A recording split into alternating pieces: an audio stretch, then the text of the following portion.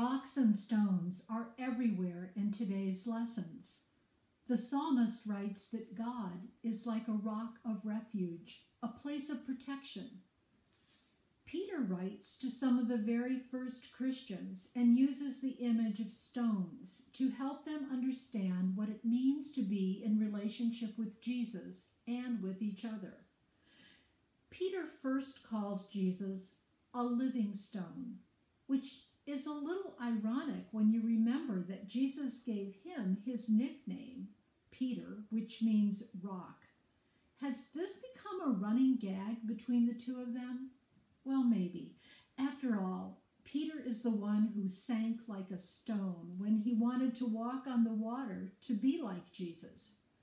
Personally, I think that's the reason that Jesus gave Simon the nickname of Rock, so that he'd never forget his hubris and fallibility in that moment. And the joke is also on Peter for another reason. Despite his lack of faith during the storm and his later denial that he even knew Jesus, Peter does indeed become a foundation of the new community of those who follow Jesus. Peter must have gotten the joke, because later he went on to quote Isaiah 28:16. "See, I am laying in Zion a stone, a cornerstone chosen and precious, and whoever believes in him will not be put to shame." So Peter suggests that if all of us are living stones that form the foundation, then Jesus is like the cornerstone.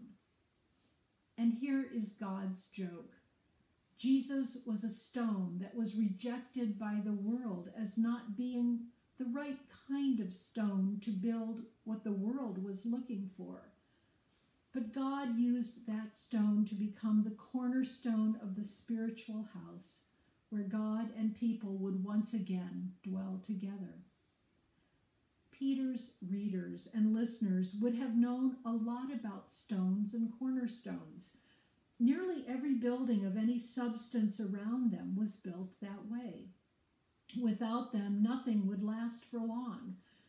But at least portions of some of those buildings, the parts made of rocks and stones, still exist. Peter's point is well taken. If you're going to build something, use the right materials. But stones serve many purposes. The people Peter was writing to knew this. Peter knew this. Peter was probably in town or nearby when Stephen was executed for his witness to his belief that Jesus was given to the world to reconcile the relationship between God and the world, to show the world that God does indeed love the world. But that was a message that was dangerous and threatening to the power and authority of the religious leaders. So Stephen was killed with stones. But Stephen knew that those stones would not be the last of him, not any more than the stone that was rolled across the entrance to the tomb where the body of Jesus had been placed was the last of Jesus. Like that stone, the stones that killed Stephen were the entrance to the dwelling that Jesus spoke about to his disciples on the night before his crucifixion. "I am going to prepare a place for you," Jesus told them. Christians often read these verses from John's Gospel at funerals. I've read them myself, and they are appropriate words for these times. But we have to be careful with these words of Jesus. Like stones, words can be both used and misused. The place that Jesus promises to prepare for us is sometimes thought of as a heavenly country club where only those who meet certain qualifications are eligible for entry. But really, would Jesus die and rise again so that people could be excluded from the great gift of dwelling with God? Or is Jesus the cornerstone of a reality that we can't even begin to imagine? It's a question that might bring us up short. Stones will do that. As Peter wrote, and as any of us who have taken a walk can attest, stones will trip you up. Rocks can make you fall. Ouch. Or is that just too literal? Was Jesus getting at something else that Peter wanted to make sure that we understand? We sometimes say, I just stumbled across this. And then we go on to relate the new and exciting piece of information or place or thing that we never expected to know or discover or find. But there it is.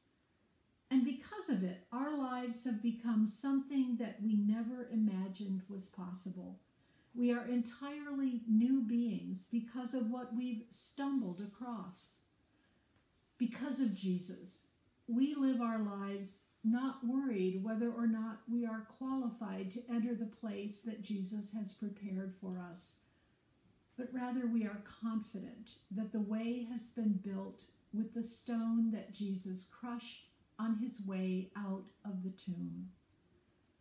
As we walk on that way, doing the work that Jesus gave us to do, loving God and loving our neighbors as ourselves, Peter, who knew a lot about nicknames and how they can shape your life, wasn't kidding when he called those who follow Jesus living stones, because it's us that the Holy Spirit uses to make the way for others to follow Jesus. We aren't to throw stones to express what we imagine to be God's displeasure with the behavior of others. We are simply to be the stones that the Holy Spirit uses to trip people up with the love and mercy that God has for everyone.